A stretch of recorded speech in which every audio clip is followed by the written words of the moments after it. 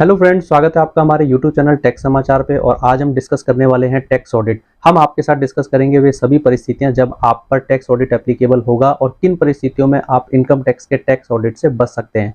तो आप बने रहिए हमारे साथ, हम आपको आज सारी परिस्थितियां डिस्कस करेंगे। Let's start.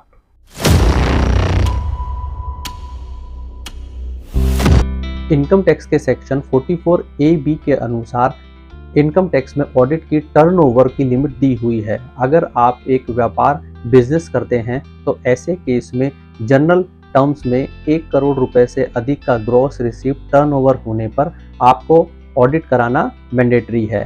साथ ही अगर आप एक प्रोफेशनल्स हैं तो ऐसे केस में आपका ग्रॉस रिसीप्ट टर्नओवर 50 लाख से अधिक होने पर आपको ऑडिट कराना रिक्वायर्ड है। अब हम आगे आपके साथ डिस्कस करेंगे कि अगर आपका टर्नओवर व्यापार की परिस्थितियों में 1 करोड़ से अधिक और प्रोफेशनल की परिस्थितियों में 50 लाख से कम है, तो ऐसे केस में जब आपका टर्नओवर 1 करोड़ बिजनेस के केस में और प्रोफेशनल के केस में 50 लाख से कम है, तो ऐसे केस में आप पर ऑडिट मैंडेटरी नहीं होता।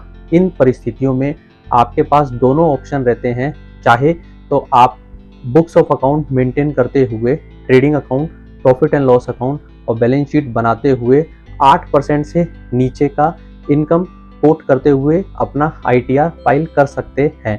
और अगर आप ITR को 8% से ज़्यादा दिखाना चाहते हैं तो उस केस में आप presumptive income under section 44AD और 44AE का प्रयोग भी करते हुए इस धाराओं का यूज़ करते हुए रिटर्न भर सकते हैं।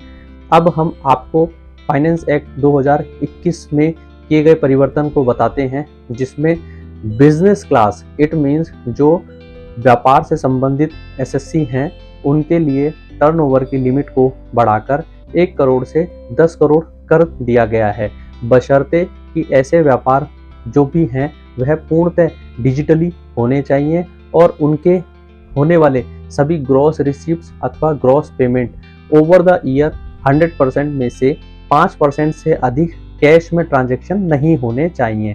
अर्थात आपका टर्नओवर अगर 10 करोड़ तक की लिमिट में है और ऐसे में आपने कैश ट्रांजैक्शन पेमेंट का अथवा रिसिप्ट का over the business during the financial year 5% से अधिक नहीं किया है, तो भी आप ऑडिट से छूट सकते हैं। किंतु यहाँ पर आपको ध्यान रखना है कि ऐसा प्रोफेशनल्स के केस में नहीं दिया गया है। आगे हम बात करते हैं कि अगर आप एक बिजनेस क्लास SSC हैं और आपका टर्नओवर 1 करोड़ से अधिक है किंतु 10 करोड़ से नीचे है, तो इस केस में अगर आप डिजिटली पेमेंट्स अथवा रिसिप्ट 5% से कम मेंटेन करते हैं तो भी आपको ऑडिट कराने की ज़रूरत नहीं होगी। और जनरल कॉज में अगर आपका टर्नओवर 1 करोड़ से अधिक है किंतु 2 करोड़ के अंदर है, तो उस केस में 44AD और 44ADA के प्रोविजंस एप्लीकेबल हो जाते हैं। हम आपको 44AD और 44ADA के बारे में समझाते हैं कि सरकार ने इनकम टैक्स एक्ट के अकॉर्डिंगली प्रिजम्पटिव इनकम फाइल करने का एक मैकेनिज्म दिया हुआ है, जो कि सेक्शन 44AD, 44ADA और 44AE के अंतर्गत आता है।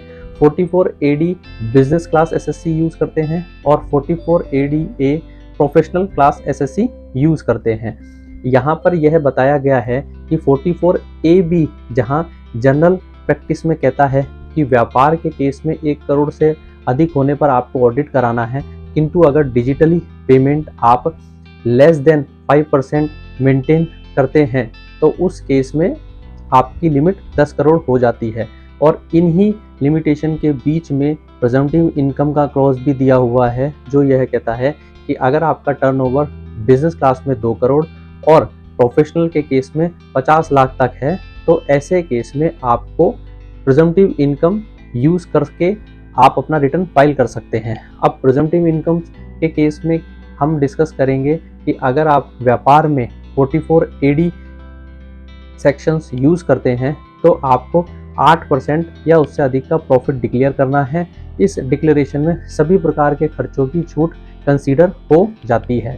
और ठीक इसी प्रकार अगर आप 44ADA as a professional use करते हैं तो आपको ओवरऑल ग्रॉस रिसिप्ट का मोर देन 50% प्रॉफिट डिक्लेयर करना है। इसमें भी सभी प्रकार के खर्चों की एग्जम्पशन कंसीडर कर ली जाती है। अगर आप presumptive income under section 44 AD अथवा 44 ADA प्रयोग करते हैं तो आपको किसी भी प्रकार का बुक्स ऑफ अकाउंट मेंटेन करना नहीं होता और ना ही आपको किसी प्रकार के एडवांस टैक्स को पेमेंट करने की ज़रूरत होती है। अब हम आगे डिस्कस करते हैं सेक्शन 44 AE। सेक्शन 44 AE वहाँ प्रयोग होता है जो कि एक ट्रक ऑपरेटर्स हैं जिनके पास ड्यूरिंग द फाइनेंशियल ईयर 10 या उससे कम के ट्रक हैं।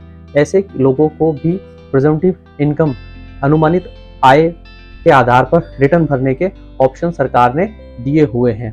यहाँ पर यह बताया गया है कि अगर ऐसे ट्रक ऑपरेटर्स के पास ड्यूरिंग द फाइनेंशियल ईयर 10 से कम ट्रक हैं और वे ट्रक नॉन हैवी व्हीकल्स हैं तो उस केस में 7,500 रुपये पर मंथ पर ट्रक के हिसाब से अनुमानित आय कंसीडर की जाएगी और अगर वे हैवी ट्रक हैं तो 1,000 पर मंथ पर ट्रक के हिसाब से अनुमानित आय मानी जाएगी। इसको वह एसएससी अपने नंबर ऑफ ट्रक और उसके हैवी और नॉन हैवी कैटेगरी कंसीडर करते हुए अपना अनुमानित आय के आधार पर 44 AE का प्रयोग करते हुए रिटर्न फाइल कर सकता है। इसमें सभी प्रकार के खर्चों को consider as per income tax law माना जाएगा।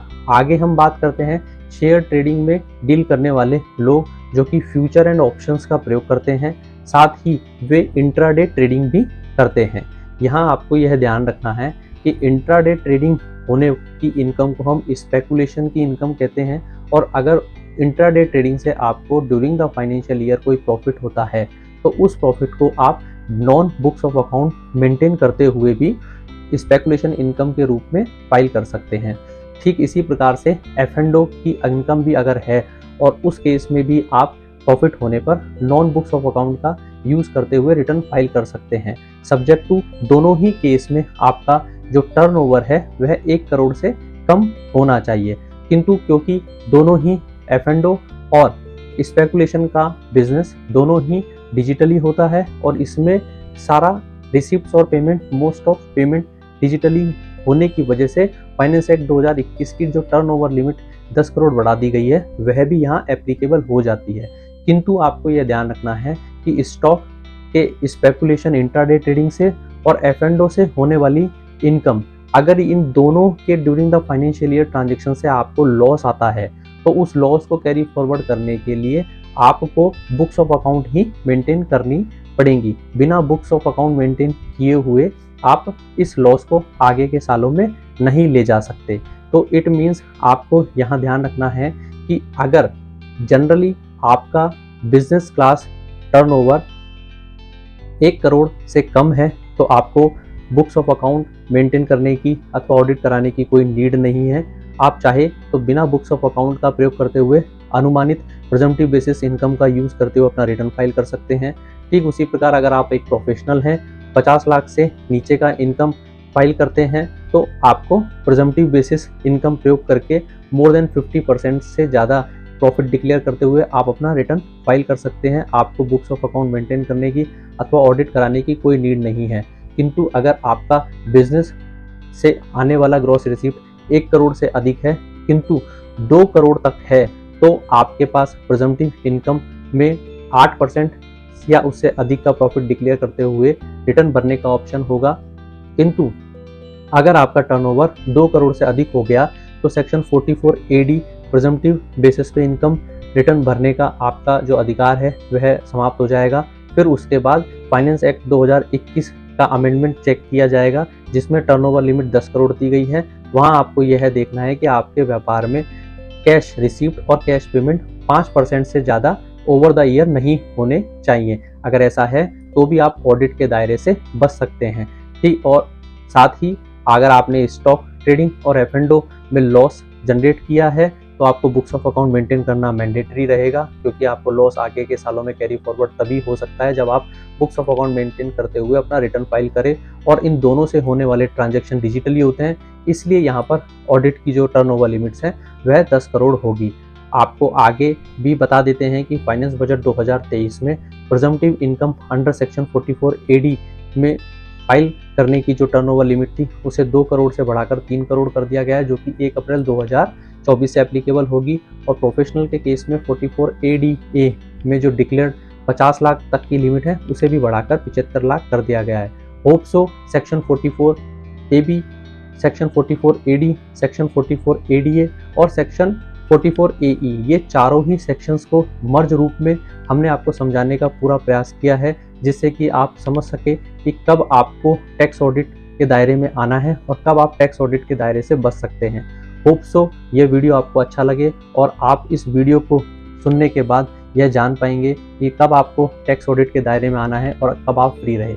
आपको हमारा वीडियो अच्छा लगे तो आप इसे लाइक कर सकते हैं, आप हमारे चैनल को सब्सक्राइब कर सकते हैं, हमारे वीडियो को शेयर करें और कोई भी समस्या हो आप हमें कमेंट करें, हम आपको उसके लिए समाधान पेश करेंगे। और इसी प्रकार हमारे साथ बना रहिए। वेलकम टू टेक समाचार।